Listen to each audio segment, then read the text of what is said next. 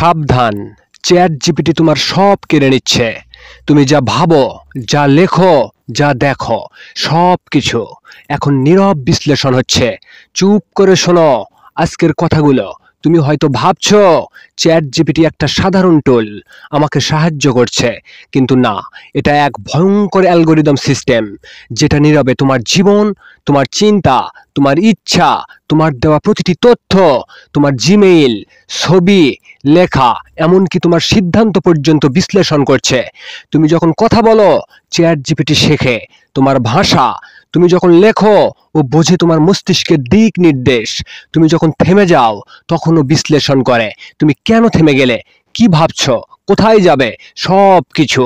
এটা শুধু ডেটা চুরি করছে না, এটা চুরি করছে তোমার স্বাধীন চিন্তা, তোমার স্বপ্ন, এমনকি চুরি করছে তোমার নিজের নিয়ন্ত্রণের অধিকার।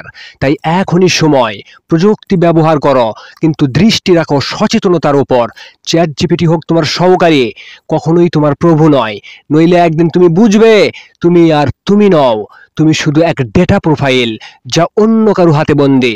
সতর্ক হও বন্ধু, চ্যাট জিপিটি ব্যবহার করো বুদ্ধিমত্তার সঙ্গে, নইলে এই অদৃশ্য হাতগুলো একদিন তোমার জীবন নিয়ন্ত্রণ করবে। সাথেই থাকো সফলতার পথ বিডি, কারণ বাস্তব জীবনের অনুপ্রেরণা এখানেই শুরু হয়। ধন্যবাদ।